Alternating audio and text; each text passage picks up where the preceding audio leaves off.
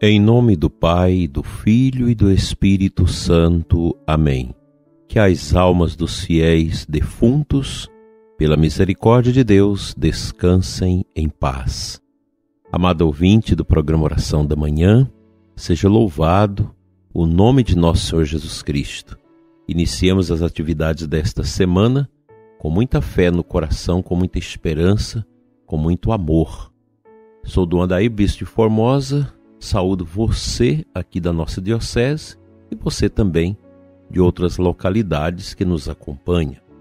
Nós somos chamados a confiar sempre mais nossas atividades aos cuidados, ao zelo de Deus por nós. Como é bom estar na presença de Deus. Só Ele é capaz de dar sentido à nossa vida.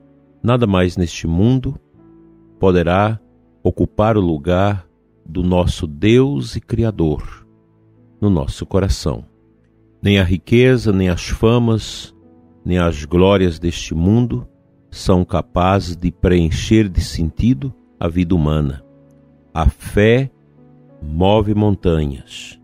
A fé transcende a nossa vida deste mundo ao mundo do próprio Deus. Como é bom ser cristão, ter este olhar para a vida a partir da cruz, a partir da entrega de Cristo por nós. Isso nos leva à quebra do nosso orgulho e da nossa vaidade.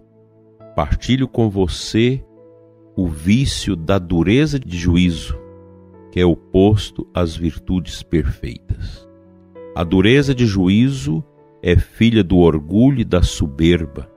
Quem é duro em seus julgamentos dá mostra de um espírito obstinado, de quem pouco pode se esperar numa vida espiritual. A dureza de juízo é a antagonista da docilidade. Opõe-se totalmente à santa virtude da obediência e, mais ainda, ao estado perfeito dessa virtude, que é a obediência cega. Como sem obediência não há vida espiritual possível, a dureza de juízo impede a alma de entrar na vida do Espírito. A dureza de juízos colide com a vida espiritual, cuja essência, a docilidade, é sua inimiga. Sem docilidade tampouco existe vida espiritual, pois o juízo temerário a destrói. Na vida espiritual não fará progresso algum quem, agindo por capricho, não se rebaixa a pedir um conselho alheio e não se submete totalmente à santa virtude da obediência. Na hora de um eminente perigo, faz um duro julgamento a ponto de perder a alma. No intricado campo do espírito, Satanás triunfa, inspirando a dureza de juízo no meio de seus enganos e ilusões. Grandes obstáculos há em campo tão delicado e transcendental, por culpa desse vício em almas más e teimosas. Os diretores espirituais trabalham em vão até o cansaço com tais almas, sem nunca alcançar algo, nem para o seu bem, nem para a minha glória. A dureza de juízo torna os corações secos, insensíveis. Neles a graça age em vão até acabar afastando-se para sempre. O Espírito Santo é refratário a esse vício capital da alma, porque ele sempre busca um coração humilde para comunicar-se. Ah, desgraçado é o espírito que quer governar a si mesmo e se orienta, exterior e interiormente, apenas pelo próprio juízo e pela própria razão. Cai em fundos precipícios, expõe-se a perigos muito graves. A dureza de juízo não é outra coisa senão refinado orgulho nascido da soberba de saber mais que os outros e de discernir melhor que qualquer outro. A essas almas, Deus dá grandes humilhações, permitindo que sejam derrubadas das alturas do seu amor próprio. O remédio de tão terrível mal, maior do que à primeira vista parece, é a famosa virtude da docilidade e da santa condescendência, unidas à renúncia de si. Na morte de todo o próprio querer, encontra-se a doçura, a suavidade e o desprendimento abnegado da vontade. Feliz a alma que o pratique. Assim, dileto ouvinte, meditando sobre este vício da dureza de juízo, eu creio que você conhece pessoas assim. É muito difícil até orientar espiritualmente essas pessoas que têm a dureza de juízo. Elas se acham melhor do que as outras. São verdadeiros hipócritas que pensam ser melhores do que todo mundo e se acham no direito de condenar e julgar os outros. Como isso é tão presente na igreja, nas nossas comunidades, até entre nós sacerdotes. A gente precisa vigiar muito, pois podemos perder a santidade e até mesmo a nossa salvação em razão dessas bobagens, dessas durezas falsas. Precisamos ter cuidado, porque antes de tirar o cisco do olho do outro, é preciso tirar a trave do nosso olho. Ensina-nos o Senhor Jesus. Essa dureza de juízo, ela radica também nos espíritos religiosos. Aquelas pessoas que acham que estão servindo a Deus, mas estão servindo ao demônio. Porque fazem as coisas de Deus não por amor a Deus, mas para se vangloriar e para condenar os outros. Trata-se, assim, de uma realidade que vai desmontando a força interior da pessoa. E a pessoa começa a adorar a si mesma e não a Deus. A pessoa com dureza de juízo, ela vai chegando nesse patamar. Ela começa a fazer tudo como se ela tivesse forças, inteligência, discernimento para fazer tudo sem contar com a graça de Deus. Isso é uma baita de uma heresia chamada pelagianismo. E na igreja nós temos muita gente assim, que faz muita coisa e vive condenando os outros que não fazem. Não é assim que a gente deve agir. Nós devemos sim exortar as pessoas preguiçosas, indolentes, que não querem fazer nada. Tem muita gente que passa a vida toda na igreja, chega na igreja, a igreja está limpa, tudo arrumadinho, é recebido, o som da igreja está funcionando, as pessoas trabalham nas equipes com delicadeza, o sacerdote é dedicado. Essa pessoa passa a vida toda na igreja, assistindo à missa, mas nunca se oferece para fazer nada. Nunca se oferece para ajudar com nada na igreja.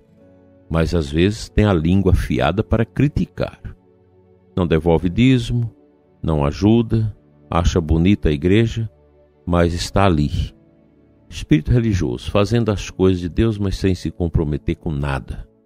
Esse é o tipo do católico mais tremendo do ponto de vista da soberba e do egoísmo que nós podemos encontrar. Pessoas que não fazem nada, que não contribuem com nada. É uma tristeza.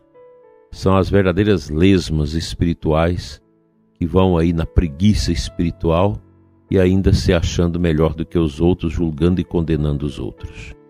Que Deus nos livre desses míseros pecados e dessa triste realidade da dureza de juízo. Que antes de julgar os outros, nós possamos julgar e condenar a nós mesmos.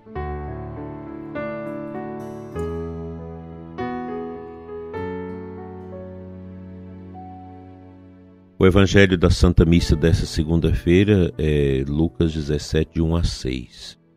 No final do texto, os apóstolos disseram ao Senhor: aumenta a nossa fé. O Senhor respondeu: se vós tivesseis fé, mesmo pequena como um grão de mostarda, poderias dizer a esta amoreira: arranca-te daqui e planta-te no mar, e ela vos obedeceria. Pois é, prezado ouvinte, a vivência das virtudes que deserta da nossa vida os vícios, ela necessita desse amparo da fé. A fé nos torna diferentes, nos torna agentes profundos da obediência, do serviço e do agrado a Deus. Nós precisamos ter fé. A grande crise da igreja, a crise do clero, a crise do mundo, radica nessa falta de fé. Às vezes a gente assiste a alguns comportamentos de pessoas católicas, sejam leigas, religiosos, sacerdotes, e a gente percebe esse é o comportamento de quem não tem fé. Pois a fé ela traz ao nosso coração o remorso, aquele desejo grande de nunca contrariar a vontade de Deus, de ser todo de Deus, de estar sempre a caminho de Deus. Nós precisamos ter esta preocupação de sermos católicos mais fiéis, mais dedicados. As nossas comunidades precisam muito de renovação da fé. Nós, padres, precisamos renovar a nossa fé. Tem muito comportamento de padre que não condiz com a fé de um sacerdote. E a gente vê isso todo dia nas internet, nos vídeos, nas reclamações das pessoas e, às vezes, realidades vergonhosas que mostra que aquele homem de Deus deveria ser de Deus e não é.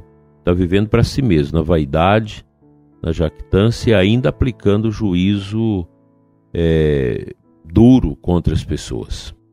Que Deus nos ajude a superar as nossas misérias humanas e a guardar sempre a fidelidade para com Deus, procurando agradar sempre a Deus com toda a força da nossa vida, do nosso coração, tudo muito bem alicerçado numa fé sem limites, numa fé que nos projeta para além desse mundo.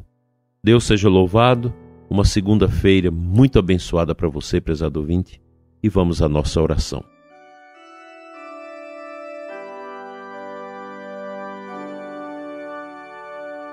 Pai Santo, Deus de amor, Deus de vitória, quero te adorar nesta manhã, diante do mistério da sua cruz, e pedir, Senhor, uma graça especial para mim e para o ouvinte, para que superemos a dureza de juízo, que sejamos humildes, profundamente tocados pelo poder do amor do Teu Filho Jesus, a unção do Teu Espírito e a obediência a Ti, ó Pai, para que tudo na nossa vida possa ser segundo o Teu coração, segundo a Tua vontade e não segundo a nossa.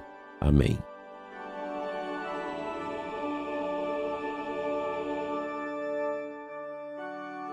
O bom Deus te abençoe e te guarde hoje e sempre, em nome do Pai, do Filho e do Espírito Santo. Amém. Tenha um bom dia e amanhã estaremos aqui de novo, se Deus quiser. Fique na paz.